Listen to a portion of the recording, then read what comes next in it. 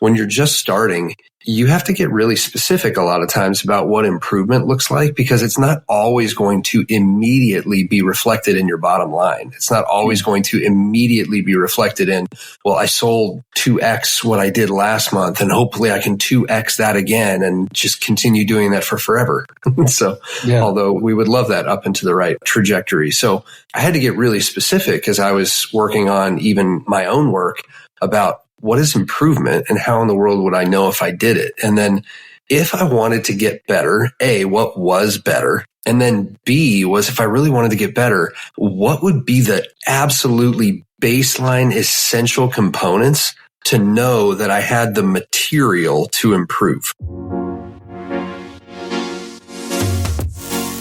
Welcome to the Real Better Life podcast, where people that are writing stories worth telling share their knowledge, wisdom, and perspective to help you go further, faster as you move to your better life. Over to your hosts, Dave Ness and Rob Alkema. Hey, everybody. Dave Ness here with Rob Alkema. Hello. For another episode of the Real Better Life podcast. Tonight, we've got an amazing guest, somebody who has been involved with our company, Thrive Real Estate Group, for a lot of years. I can't remember exactly what year we began to engage together, but 1989. 1989. I was 5. It gets older and older the more whiskey we drink.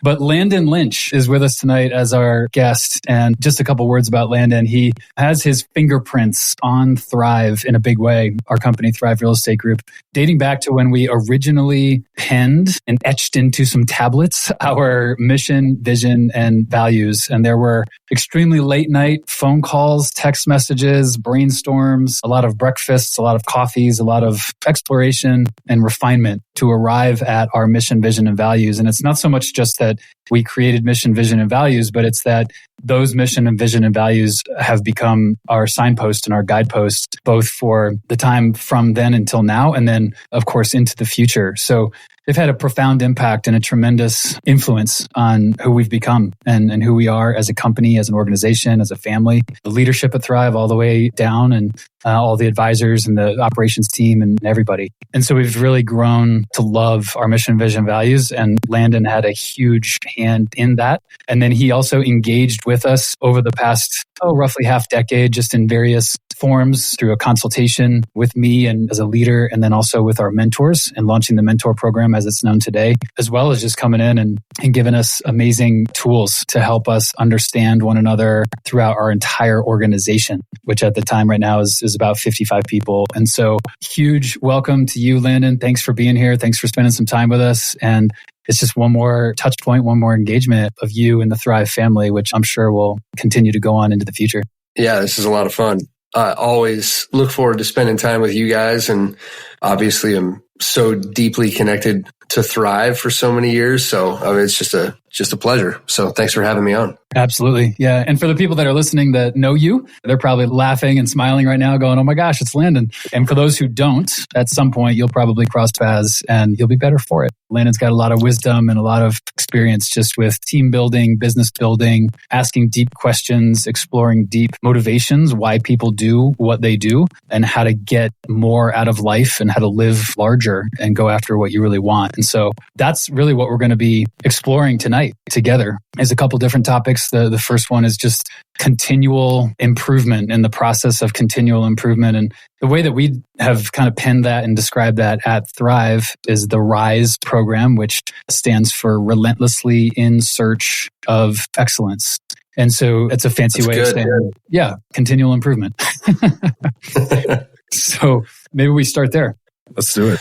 Landon, you not only have helped us go through this process, but we wanted to unpack this process for all of the listeners. You have this really simple framework, a 4-step framework for this process of continuous improvement in anything, business, personal, family, whatever. And so why don't we start there? Can you unpack this for us? When did you first learn about this? How has this helped you? How did this evolve over time? When it comes to that 4-step framework and kind of how I came about it, most of the things I've come about are kind of through trial and error almost. And I think one of the things that happened was as I was kind of ramping up a business, I had to get really clear for myself because it was just me on how am I going to determine whether or not I improved? Was this month better than the last month? Was this quarter better than the last quarter? By what metrics, right? And when you're just starting, I think like a lot of your advisors too, when you're just starting, you have to get really specific a lot of times about what improvement looks like, because it's not always going to immediately be reflected in your bottom line. It's not always going to immediately be reflected in, well, I sold 2x what I did last month, and hopefully I can 2x that again and just continue doing that for forever. So, although we would love that up into the right trajectory. So I had to get really specific as I was working on even my own work about what is improvement and how in the world would I know if I did it? And then if I wanted to get better, A, what was better? And then B was, if I really wanted to get better, what would be the absolutely baseline essential components to know that I had the material to improve?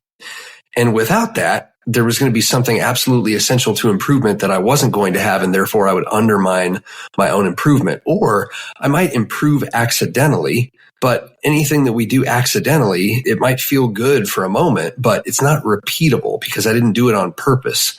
So whatever I was going to do, I just wanted to make sure I was doing it intentionally on purpose. So if you hang around me and the people I work with a lot, you hear the word intentional a lot. And the reason is because when I'm intentional, I can learn. When I'm intentional, I can improve and then repeat the process. And so for me, it kind of started with, all right, like where would improvement have to start? Well, it would first have to start with, I want something. What is it? How do I get clear about that? And then backward, and basically the very first part of that is I got to have a plan. And so I started asking, what would effective planning look like? And then the plan would have some component of, I have to figure out what am I going to go do to execute the plan. Now I have to go plan. The plan has to be good. So I've got to define what a good plan is. And then I got to do that. And then I've got to execute, because we all know people who have unbelievable plans, but they suck at execution, right? the thing falls apart and they're like, well, I guess my plan wasn't good. And I'm like, no, you didn't follow through. So let's just be honest about that. And you've got to go execute. But then a lot of people, they might even plan and execute, but then they don't analyze. And so that was the third step. So after action review becoming normal, what worked? What didn't work? What did I learn from this? What do I need to do in response to this? Having a process around analyzing and then doing something about it. And the doing something about it is what I call iterate, right? So it's iteration. So translating what I learned into version 2.0. So plan, execute, analyze, and iterate becomes this cycle, and not a cycle I do once so I can be done with it, but this cycle that I just embrace as almost a lifestyle. If I want to improve, this just becomes my lifestyle. That's so good. We could end here. Right. And we're done. Shortest episode. So good. So you talked about, and I might have missed this if you said it, but you talked about like you have a process for coming up with a good plan. You have a process for analyzing, right? The after action review. Iterating is essentially going back and just making adjustments to the original plan, coming up with a better plan next time around. Do you have a process for execution? That seems like a dumb question, but I'm going to ask it anyways. Yeah, I think it's a great question. No, it is a good question. And honestly, my process for execution, for me, this is like, we're getting next level nerdy. So if you're intimidated by the nerdiness that is about to hit, feel free to skip this part until you realize, oh, I need that level of nerdiness, and then come back to it. So for me, I mean, I literally have in front of me, I just grabbed it because it sits on my desk right now. I have a laminated front and back page that says daily routine checklist. And I have my motivations listed at the top. And this because there's no reason I want to do this every morning. So I have to remind myself why the heck I want this. So this is a precursor for me to perform at a high level. I want to have automated systems that will help me live out my values. At the beginning of 2024, there were a number of things that kind of happened life business wise that I felt my energy and my focus and my motivation was slipping. And so I want to use slippage as an opportunity to help leverage what's good for me and be intentional to regain center instead of using slippage as an excuse to kind of, and this is the dorky word, acquiesce to being mediocre or underselling my potential, right? So, and then my motivation, this is part of my plan / execution. I will execute this for 60 days. So this is what I will literally do and check the box on for 60 days. And it starts with, I wake up at 5 a.m., 5:15, I do this, 5:25, I do this, until 7 a.m. when my kids get up. So for me, like execution, sometimes it's the plan's really clear and I just have to do it, but there's almost always a reason I'm not already doing it. There's something I have to get over. And a lot of times it's more internal than it is external. There's no reason I couldn't get up at 5 a.m. before. I was getting up at 5:30, but I was running out of time and I wasn't getting done what I needed to. And I felt behind during the day. And so that was during my analysis period of continual improvement. I was like, man, I need to get really specific with myself for a chunk of time on what execution needs to look like for me. Because left to my own devices, when I'm tired in the morning, I'm just not going to do what I need to do. I just realized something with this plan. I'm just making a connection. Hurry up. I have 7 questions I'm going to ask. Hey, make me another old fashioned while I'm engaging. Hold on. You're right. Who's the bartender? There's no bartender when I'm not with you guys in person. Listen, if this was a good podcast, we would have a bartender, but sadly. Oh my gosh. The connection, though, I think, is by having that level of specificity, by having that level of just very, very, very clear and specific instructions for yourself. And I use the word instructions because what I hear you saying without saying it is they're not really goals, they're instructions. It's like at 5 a.m., whether you want to or not, this is your to-do list. You called it a checklist. And I'm wondering, is it because A, it's simple, B, it's clear, but then also it's in the simplicity that actually makes it analyzable and iteratable. I don't know if that's a word, but it is now. Yeah, no, to your point, right? Like, because it's simple and straightforward, when I ask, did it or did it not work? I can have an answer. Yeah. Yep. And if that didn't work, oh, you know what? I think doing that for 20 minutes, that's not enough time. I need more like 30. I'm always bumping up against the edge on that port. I can adjust. And to your point about instructions, I'm just like, I got to get my pride out of the way. If I want to get the things that I really want in life, I think for most of us, life, business, relationships, whatever it is, right? I got to get my pride out of the way. Like, do I really want it or don't I? And if I really want it, then there's no shame in, like, I've got to give myself instructions sometimes because I already know, I know what I want. And I'm just going to tell myself what to do because I'm not my very best at 5 a.m. So if I want to motivate the 5 a.m. me, like, I need to make it simple and clear. Yeah. There can't be any ambiguity. It has to be like engineered at 5 a.m. or whatever the preferred picture of the future is. It has to be so simple and so clear that you can say with black and white confidence, yes, I did it or no, I didn't. And then analyze and then iterate off of that. Yeah. Well, and to the point of Rob's question too, I can very clearly say I executed or I didn't execute. Because I'm not going to blame lack of performance on a bad plan when only half of those boxes are checked. One of the things I was going to ask, if you don't mind, would you share some of the things that are on your daily routine checklist? And follow-up question to that, because I have no idea what's on there, but I'm confident there's probably one or two that you could pick out as, like, the word that comes to mind is like cornerstones, right? Where like there are certain activities where they're like triggers. Like when you get that one done or you get that one right, it makes everything else in the day easier to do, if that makes sense. Yes. Yeah. So, I mean, really quickly, I guess it's not super complex. It's 5 a.m. I wake up. By 5:15, because I take the dogs out of the room with me, it literally says dogs are resting. I've taken my athletic greens, I've drank my athletic greens, and I've had a cup of water because I'm dehydrated. Nice. And then 5:25, it's 45 minutes a workout, 20 minutes of yoga, 20 minutes of cardio, or a 20-minute walk, depending on the plan I create for myself the night before. Sometimes I need a recovery day, so a workout isn't great, And then I record my purpose beneath each of them. The reason I'm doing this is, right, 5:15, the dog's resting, etc. The purpose, replenishment and fuel. 5:25, I do all of these things. The purposes of the workout, etc., is I need accomplishment early. I want to establish forward momentum and activity early in my day. If I start accidental, it usually carries throughout my day. If I start intentional, it carries throughout my day. 6:15, water and coffee. 6:20, I review my schedule and my big 3 for the day, the most important 3 things that I could get, those big cornerstone kind of activities that I want to make sure I check the box on. And then I visualize my day once I have that listed out and my values present in each of those meetings. So I literally ask the question. I look through the people I'm meeting with and I just go, what would it look like if I showed up as my best self here with that person? What about with that person? What about with that person? And I usually end up making notes next to that appointment. I'm like, oh, I would ask this question. Oh, I would fill in the blank, et cetera, et cetera. That takes me up till 7. But my key to the cornerstone question is it's the workday shutdown. It's my evening ritual. So I review my tasks, et cetera, put my calendar. I identify my big 3 for the next day. So I'm reviewing my big 3 in the morning. I identify it the night before when I'm still awake and thinking clearly. So it's just my best day always starts the night before. I recognize for me, one of my analyze and iterate pieces over time was I don't have the energy and the focus the morning of. If I want to have a really great focused day, it starts before I go to bed. What would you say to people that have kids that have a hard time going to bed on time? Me being one of those. He'd say, hey, I have kids too. Right. Nobody cares. Train harder. No, I do have kids. Man, when I was in the infant stage, and you have a completely unpredictable sleep schedule and, you're nauseatingly tired.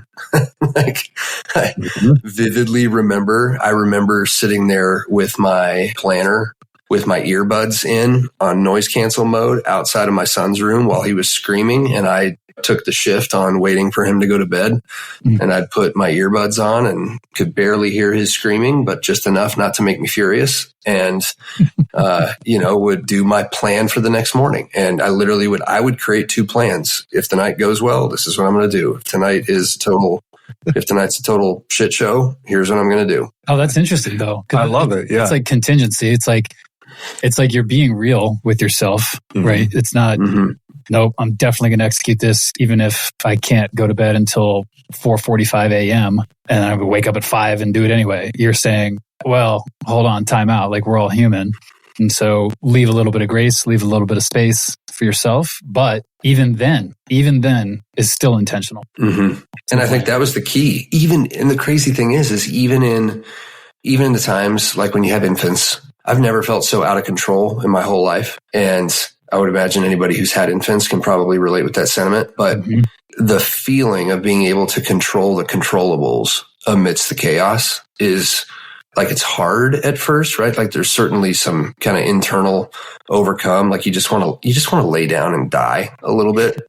but the ability to be able to sit down and even put, I'm going to do these 3 things in the morning. And if I only have a half an hour to get ready before everything winds up, I'm going to do these 3 things, if nothing else. And to your point, like at least I'm starting intentionally, which makes a huge difference in a world where I feel like when you have an infant, you feel like you're reacting a lot of times. Yeah. I'm just making a pretty strong correlation, which I've never done before, with that idea of parenting infants. And there might be some listeners that are going, well, I don't have infants, and so I don't have to deal with that. But replace infants, though, with anything. Replace infants with clients who are calling you with needs at all times of the day. And yes. Or friends who want to do social events late at night. Whatever it is. Like there's always, I think in the example, therein lies the variable that you can throw into the example. So if it's infants, great. If you're in a 1099, like all real estate agents are, position, and that's highly chaotic and there's a lot that you can't control, like it still stays the same. Your analogy still stays the same. And what I hear you saying and what I've kind of even written down and taken away from it is you can give yourself grace and space, but as soon as you give yourself an excuse to not be intentional, that's kind of when things start to go bad. That's when things start to come off the rails a little bit. And you start to lose your center. You start to lose your trajectory. You start to lose, the whole reason that you started out. And I think it's in that power of even being able to say, I have control over the plan when it becomes uncontrollable. I still have the control over the plan. It's pretty powerful. Well, and that's the great thing about iteration, right? Like, the plan didn't work under these circumstances. Great. Adjust the plan. Just make a plan. Yeah. And I'm guessing that's what I loved about when I was single, to your point. And friends wanted to start hanging out at about now, like 9:30 p.m. And you're like, okay, I want to, or I don't want to, whatever it is. And like, I'm going to go out, but I made my plan for the morning. Even if it's really, really simple, I'm going to do these 3 things in the morning when I get up. And then what was interesting over time is I started making choices. I'm like, oh, here's what it's like getting up and trying to get to a work day and get the essential things that I need to get done after I've made this kind of an evening choice. So it's not that I never made that evening choice again. I just counted the cost. I knew what it was going to take for me to get up and gear up and be ready to execute at a high level the next day if that's what I wanted to do. And that all comes back to what you want. If the thing you want most is to be out with your friends, be social, be at everything, not ever miss a moment that's going to end up on social media. Like if that's the most important thing, then okay, like name it. And if you really want to build a business, then at least you give yourself the opportunity to step back and say, like, how did that work for me? Yeah, which is the analyze piece, is asking those questions. Yep. Yeah. One quick question, then we'll move on to the next point. I am guessing that over time, you got better at this. And so like this daily routine checklist that you have now, I look at that and I'm like, oh my gosh, my morning routine is like elementary school and you're in graduate school with your morning routine.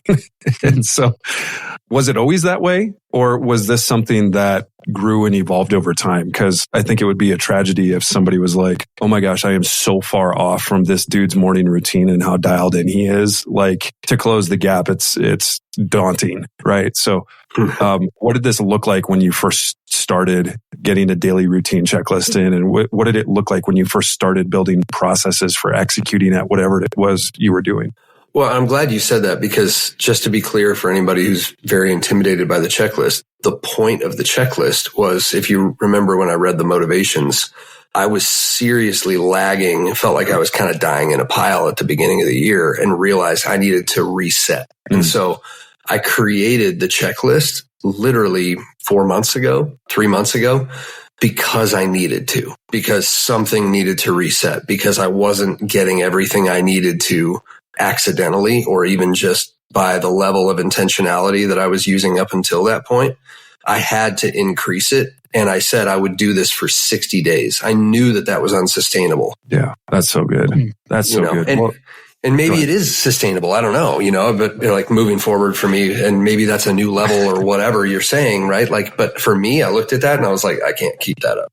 Yeah, but the beauty of that is you can decide that and when 60 days is up. Right. But I knew I would need 60 days. That was part of the plan. I'm like, there's no way that this is going to have the impact I need it to unless I do it for at least 2 months. Yeah. Yeah. Which, if I can make a quick plug, I don't know if you've read this book, Landon, but you would love it if you haven't. It's called Train Your Brain for Success by a guy named Roger Sipe. And in it, he talks about a lot of the same things that you're talking about. You maybe just with a little different language, but he talks about when you're setting these intentions, right? Like your daily routine is a great example. You said 60 days. He talks about 90 days or less because 90 days is about the maximum amount of time that we can focus intensely on one thing without getting bored, right? If it goes much beyond 90, we get bored and it's hard to focus for that long. If it's too short, we're probably not giving ourselves enough time to actually form a habit. So probably somewhere in that 21 to 90 day mark is the sweet spot. So not coincidentally, you set yours at 60 because you probably know yourself well enough to know like, I need to give myself some runway and then really build this as a habit and then go back and look at what's working and what's not working for me. Yeah. I haven't read the book. I'd love to. I think that sounds right on. Just experientially, I'm sure he has a little science and everything to back it, but experientially, that seems really true for me. It was 30 days was the minimum. And, when I got over 2 months, I started feeling like I was saying forever. And that didn't feel like something I could commit to. Right. Right. He's also a huge proponent in that book of a big 5 or a big 6. You have a big 3, right? And so, somewhere in there is good. So let's transition because I want to get into something you touched on right there, which was one of our big things we wanted to get to today is the importance of knowing what it is you want. Right. And so again, I'm going to be the one that asks all the dumb questions. Dave's going to sound really smart on this podcast. That is my role here.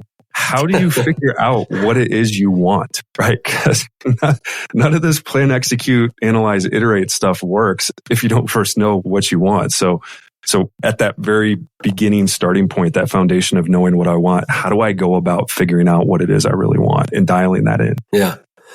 Well, I'll say I have a process for this. First of all, I think there is a process that's helpful. I'm noticing a theme around this word process. Yeah, it turns out. Just like coming up with it out of the blue hasn't worked out with me, for me very well. So, but I do think there's a real value when you think about like, how do you get anything that you don't already have? And it's rarely because you just come up with it. And so whether it's building a business, whether it's improving a really key relationship, whether it's in work or out of work or whatever it is, I do think for me, it's been really good because I like ideas and getting excited about the next idea. For me, it's been kind of counterintuitive, but really helpful to lean into this idea of, if I can have a process and I can trust the process, that's almost like a really healthy discipline for me that's proven out well. So I do look for process because it's a way for me to kind of get out of my own head and ideas and kind of see what's true and respond to it. So it has been good for me. But Michael Hyatt, I really like a lot of the guy's work. I would not recommend getting on his email list, but I guess he won't let you alone. To this, Michael. He won't let you alone. But he has this product called the Faux Focus Planner. And when I was starting my business, I was like, okay, that's what I need, focus. So, but it really is really helpful. And one of the exercises that he does is he has you set annual goals, and then he has you put in the goal details. So that exercise for me was wonderful. So it's literally, here's your goal, and he has you write it out, which a goal is, this is what I want, right? So it's me saying, in this place, in this kind of category in my life, this is what you want. And so, he has a bunch of different categories listed. Is it body? Is it mind? Is it spirit? Is it love? Is it family? Is it community? Is it money, work, or hobbies, right? Like, what's the category of the thing we're talking about? Because a well-rounded life, because I don't like doing business with people who are all business and they've got nothing else to them, right? Like if your only goals in life are about building your business, bummer. Yeah. Well said. So at least I think so. And so 100% is so. Yeah. Like, those are boring people, and they're usually really self-centered. So they're not great to be around most of the time. And I don't want to be that way. So the goal statement, though, is, uses that SMART goals framework. He expands it, smarter goals. So he has his own thing. And then he has you list your key motivations. And that was a really helpful exercise for me up front in figuring out what I wanted. Because your key motivation is, why do I want this thing? Put it in a sentence. Write it and write 5 reasons why you want this. And each time I say why I want this, you ask, and this is something I kind of learned elsewhere, but applied here, but you just ask, okay, well, what would happen, or why would if I got that, why would that be good for me? If I got the thing I said I wanted, then what would be so great about that? And then you fill in kind of the next level. Oh, it's because this would happen. Oh, well, why would I want to get that? Like, for the example, because I know this is getting really kind of heady or ethereal, is I was working with a guy on this and we were trying to figure out what he wanted. And he said, I want to read, what did he say? I want to read like 7 books this year, which some people might think that's a lot or a little. It doesn't matter, right? For him, it was 7. And I just said, oh, well, why do you want to read 7 books? Because, well, I think it would be really great to be introspective. And I'm like, oh, well, if you were more introspective, what would that get you? And he goes, well, if I was more introspective, maybe I'd be able to kind of see ahead a little bit further. And I was like, okay, well, if you're able to see ahead a little bit further, why would that benefit you? And he goes, well, if I was able to see ahead a little bit further, then I would be able to think about, and we literally got like 5 or 6 steps down the road. And I was like, okay, look, let's just cut it. At the end of the day, you are exhausted from work and you're coming home and you're talking about picking up a book instead of turning on Netflix. Why in the world would you pick up a book instead of turning on Netflix? Like, we pushed and pushed and pushed. And he just goes, I've got a 3-year-old son and I want him to see his daddy reading. There it is. Yep. Like, literally it was one of those like tear in the eye kind of moments. And I'm like, and write that down. Put that on your poster board. Yeah. You're going to want to tattoo that one. But I think the problem a lot of times is not that we want too much. It's that we actually don't go far enough with what we want.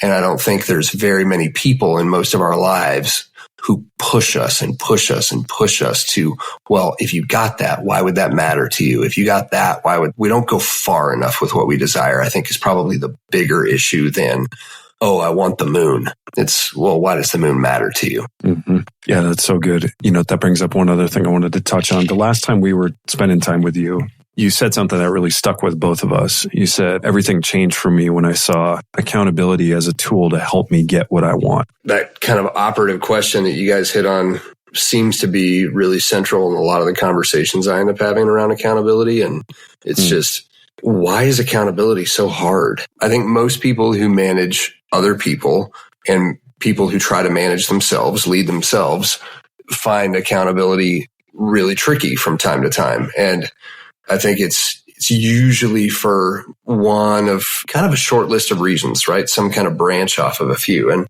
I think one of them is that if I'm managing somebody, it's oftentimes like when I start holding somebody accountable, what I end up doing is holding up the mirror to myself. And I have to look and say, did I really set expectations all that well in the first place? Which is essentially, did we have a plan? Because if I'm going to hold them accountable, like if I'm analyzing right now, which is kind of where the accountability happens, is in that analysis period.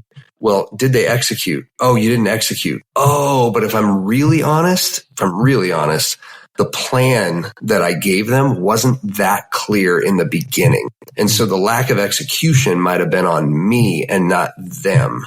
And so for a lot of us, if we're trying to hold people accountable, so to speak, one of the first and most important things we can do is just, how good am I at setting expectations? And if I'm not great at that, that's the place to start. Don't start with accountability, start with expectations, because accountability is almost necessarily in that case going to feel like it's about me, it's about my agenda, I'm missing key pieces of data here. People are going to call BS, and rightly so. So I think that's one piece. And then I think the other way that we can skip over accountability a lot of times, or where it gets hard, is we assume too much. We walk in curious. I think accountability, when it's actually about me and me being better, me improving, leveling up, whatever I'm bringing to the table, it walks in curious instead of judgmental, right? So it walks in going, oh, and to what you laid out, Dave, right? It's this, hey, look, I'm literally just curious. This is what you said you wanted, right? Which goes back to the planning piece. If I have no idea what you said you wanted, I skipped a pretty key step there. If we weren't shooting for anything, we're bound not to hit it. So there's nothing to hold somebody accountable to. So here's what you said you wanted, or here's what we said we wanted. Here's why we said it mattered. We were on the same page. It's expectation setting. And then it's just observation. And here's what happened. Here's what did or didn't get executed. Here's what did or didn't, the results we did or didn't get. Help me understand the gap.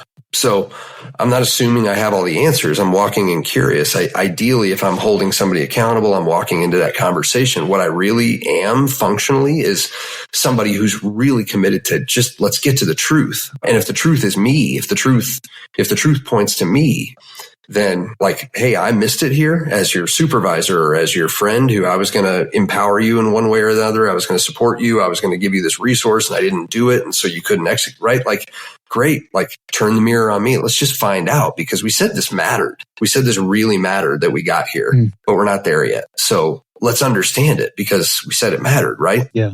And then I think that, the third piece is just how, if we don't do any of those things, it's really hard to get past it. It's probably more about me and getting what I want instead of in that accountability conversation. Ideally, I'm showing up, helping them get what they said they wanted. So the opposite. And if we're in a company, we're ideally aligned in that. We figured that out during the expectations conversation. But yeah. I was going to say, it sounds like number 3 is like asking the reflective question for anyone on the call who's in leadership, or if you're leading yourself. Is this conversation, is this accountability about advancing my agenda, or is it about advancing the goals, the preferred picture of the future, and the visions of the person that I have the privilege of partnering with? And that's right. It's kind of a guttural question. You gotta be pretty honest with yourself about that. It is a gut check. Yeah. Just to pile on there, right? Like, as a leader, what is success, right? Like, if I'm leading people, my success is their success. So if I think that my success is this thing over there and their success is something different, and I'm trying to weigh whether or not I'm going to fight for their highest possible good or my highest possible good, and somehow those two are at odds and I'm their leader, I'm not doing a great job leading. Yeah. I read a quote just about a week ago, and it's still rattling around in my head. And I'm like, man, it's like a splinter in my brain. The quote is, as a leader, you are what they grow beyond. And I think it was Yoda. Sounds right. But that's kind of what you're saying, right? I mean, obviously, it's a little maybe too far-reaching. Like, we can't define ourselves by other people. There's way more larger implications for how you see and define yourself. But I think that there's some power in that, specifically in the role as a leader, to say, in my role as a leader, I am what they grow beyond. And that would inform and influence a lot of what you're talking about on that third point there. It's huge. Well, one of the things, Dave, to that is, and you've heard me talk about this metaphor before, but for anybody who hasn't, right, we come back to this metaphor of Sherpa as kind of almost this ideal picture of a leader, right? And you think about how anybody gets up Mount Everest, except for the one guy who did it without a Sherpa. But it's because you have somebody who's already acclimated to these crazy heights. I mean, this is going up Everest. I mean, it's literally base camp of Everest for people who've never been exposed to this. Base camp of Everest. If you're not acclimated there, your brain will swell and you'll die. People spend 2 weeks at base camp just to get themselves acclimated enough to begin climbing. That sounds a lot like real estate. It is kind of, right? Like, it's with any new business in that way, where it's like, man, this is super intense. And if I don't get myself acclimated to this new normal and I get thrown into the deep end, then you just assume you suck at real estate and hit the eject handle, right? Like, you just assume you get thrown on a couple of calls with leads and, you just, oh man, that was awful. I don't even recognize the person I was on that phone call. I hate this. This must not be for me, right? Like, it takes an acclimation period just to be able to take the first few steps. Yeah. But for leaders, I want somebody who's been there and they've done that. They're acclimated. They understand that pressure. That pressure is a Tuesday to them. Mm-hmm. And I want somebody who's really thinking about, like Sherpas do, they go ahead of you and they actually prepare the path. They think specifically about what's the next step you need to level up to get to that next level of acclimation. I'm going to go there. They would literally dig giant ladders into the ice and things so people could cross, these unbelievable little chasms in the ice without dying. And the crazy thing is they don't keep track of how many times they've climbed Everest. You ask a Sherpa how many times they've gotten to the top, how many times they've won, so to speak, themselves. They don't know the number. The only thing they keep track of is how many people they've gotten to the top. Such a good analogy. Such a good picture. Yeah. Yeah, man, this is so good because we're talking about, if we can learn this process of continual improvement and we can do it well ourselves, then we can teach it to other people. And if we can teach it to other people and help them get what they want, then we're able to continue expanding our success, our impact. And the greatest happiness and fulfillment is found in what we're doing for others, not, what we accomplish ourselves. So maybe a good thing to bring it home is, we've talked about this 4-step framework, the plan, execute, analyze, iterate. We've talked about this process for figuring out what we want or helping other people figure out what they want. Bring us home talking about the core process, which is also a huge part of that. Oh, yeah. I use the core process I use it honestly in almost every conversation now, but the way it kind of applies to this continual growth, I think about it really proactively in the planning phase, but for our purposes, it's probably best or most helpful to think about it in that analyze phase or kind of as an after action review. Mm-hmm. For me, it's the tool that I go to say, I am absolutely insistent that at the end of this week, I am going to learn from it. Like, God forbid, I jumped on this many calls with this many prospects, spent this much company resource, lost this much sleep, and spent this much time, right? All the things that you do in the middle of a week so that I wouldn't learn from all those experiences proactively and then put something in practice where I was going to do something even just incrementally better the next week or incrementally more intentional the next week. Because you just only get so much time. And so I just get excited about, okay, is there a tool that I can lever here? And that's what it ends up being for me. So it literally starts with call it. So core, CORE. So call it, own it, respond, and execute. So the call it piece is data. It's just literally what happened, right? So say I was trying to learn from leads, right? I just got put on leads. How many calls would most of your people who are just getting put on leads, how many might they go through in their first week or two? In their first 2 rotations, they do every other week. They'll go through 10 leads typically. 10 leads within 2 weeks? Mm-hmm. Yep. Okay. So I've got 10 calls, and then you guys have, some kind of a rating system for, okay, how did that go? So they're like, hey, these were, and I might create my own rating system just to understand it, right? Is these people were highly responsive. We have a follow-up. These people were highly responsive or medium responsive, but they had a follow-up. I would create my own rating system just because I want to make sure I'm learning from each of these. So what's the most helpful way for me to evaluate whether or not I was responded to, whether I was really engaged, and then the result from each of these calls? And so what happened and how I was responded to and what was the result? That would just be call it. I had 10 calls, and this is how all 10 of them rated on my little scale that I made for myself. And then own it. Why do I think that happened? Own it. So call it is the what, own it is the why. And it's just me getting really intense about doing root cause analysis instead of settling for Band-Aid fixes and really high surface level answers. I want to be somebody who understands, because people who understand can develop a good response, and a response is version 2 of that plan.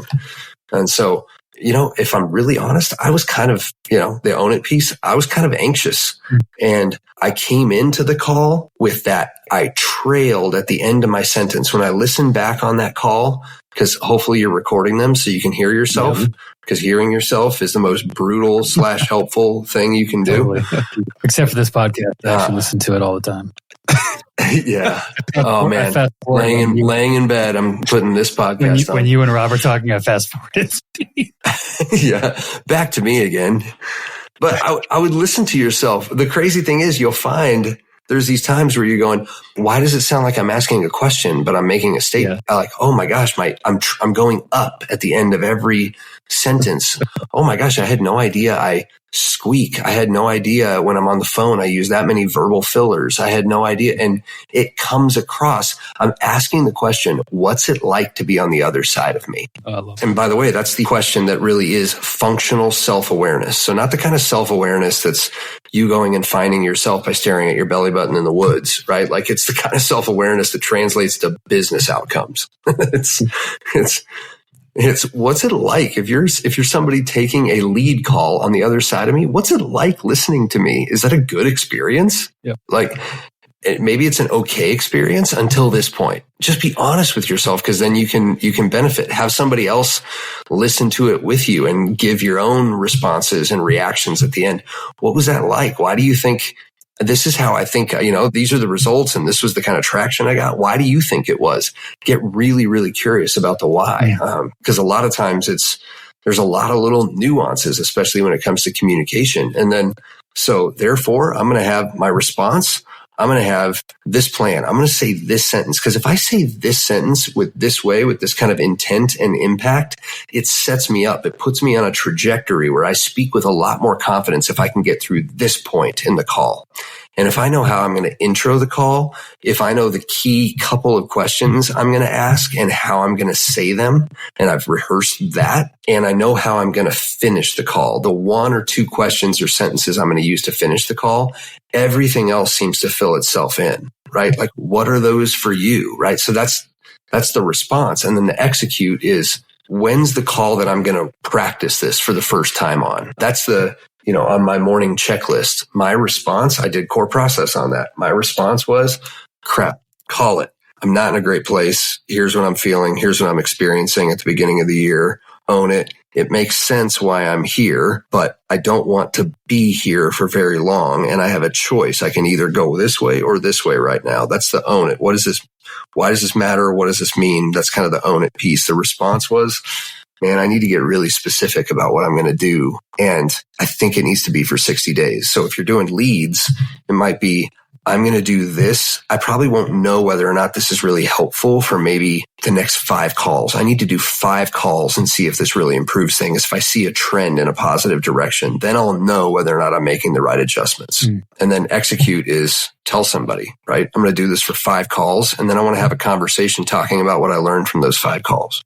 That might be a simple lead way to break down the core process. The core process is just another, it's like you said, it's a tool in your tool belt that I'm guessing you're probably anticipating using that into your 50s, 60s, 70s, 80s it's just a constant process, right? It's not like it's an elementary tool. It's neither an elementary tool nor an advanced tool. It's just a tool in the same way that if you were building a doghouse, you'd need a hammer. And if you were building a multi-million-dollar house, you'd still need that hammer. Is that fair to say?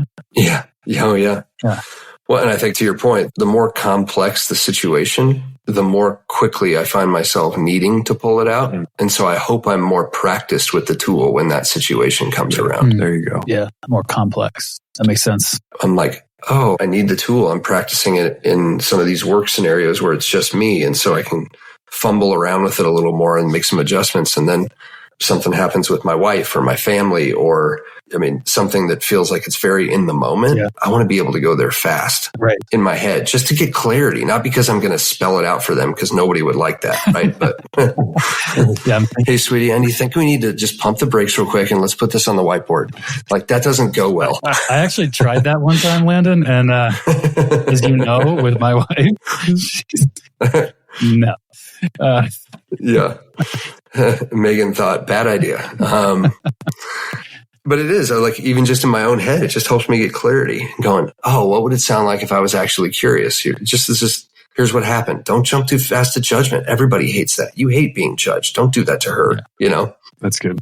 Well, I know we're bumping up against an hour. We could easily go for another hour and probably even another one after that. But I think in the interest of keeping the punch on this episode, such a good place to pause and go, wow, hopefully there's a lot of listeners who have a lot of notes. I've got 3 pages of my own. And this is probably the 20th time I've heard you talk about some of these things. And every single time I still have 3 or 4 pages. And so, same. Yeah, if you're listening, I hope you got something from plan, execute, analyze, and iterate, and the importance of that and some of the key questions that came out of that. And then also just maybe some guidance and opening your mind a little bit to exploring what it is that you really do want and how to figure that out. And some of those multi-layer questions, digging deeper and getting into the actual motivations of what it is that you want, whatever that looks like. And then that third thing that we just hit on was the core process, the call it, own it, respond to it, and then execute. Those 3 tools, that's like a year's worth of practice, introspection, work, collaboration. I'm guessing that you'd probably recommend best done in community and not necessarily just alone. And so if you're listening to this and you're at Thrive, you've got a family for sure that would love to engage in this process and some of these tools. If you're not at Thrive, seek that out, because that's a really big deal to do this together with people that you trust and that trust you in relationship moving forward, all for the benefit of both, of people that are doing it and the people that have already been doing it as kind of leaders and mentors. So, man, I can't thank you enough for being here. Landon, this is going to make people so much more money if they actually use it. Where should they send the royalty checks to? Exactly. Yeah, it's so good. It is funny, right? Like focus matters. I was thinking, because you and I, like the 3 of us, we've talked about boiling it down, and maybe in an effort to just reinforce or boil down. I think what do you want? Why do you want it? What would that do for you? So if you got what you just said you wanted, what would that do for you? Ask that 3 to 5 times and just see where that gets you. So when it comes to the what do you want piece, go down that road. Just see where that gets you. And if I really want something, just be obsessed about learning from every rep. And you get really, really focused on learning from every rep. That's where core process and the improvement cycle and all the rest come into play. Yeah. So, and I think, man, getting to share what you really want with somebody and getting to get really, really intense about, like, I just want to learn from every single thing I'm doing because I care so much about getting that thing I said I want. It gets fun. It like feels obsessive at times, but then it's fun again. And you think it's going to take a lot of energy, and then it ends up giving you energy. Right. And so I just get excited about your team getting to do this alongside of each other, getting to share that, their process and work through this process and hone in on it with the 2 of you guys. Like obviously I've been involved with Thrive at different levels for a long time. I get excited about seeing your people here and now get to step into this for themselves and get to take Thrive to wherever it needs to go next together. So good. We got 3 rapid fire questions for you before we wrap up. You ready? Bring it. Favorite superhero? Oh my gosh. Oh, favorite superhero. Dave Ness. Oh, it's so hard. Man, my favorite superhero. I'm literally split. I cannot determine this. It is Captain America or Tony Stark. Good. Okay, yeah. Captain America was the right answer. Good job. Favorite food? Bourbon. I mean, Mexican food. It's Mexican food, just as a genre. Yeah. All right. Last but not least, favorite music genre? Ooh, I mean, it's a very specific kind of country music. We'll say country, but if you're thinking like Rascal Flatts, that is not what I'm talking about. What would you call it? Are we talking like Texas country? Yeah, like Texas country. I mean, it's like Turnpike Troubadours. It's like Josh Abbott band. Randy Rogers? Yes, there we go. Some Pat Green thrown in there. Yeah, stuff like that. Nice. See, this is why we get along so well.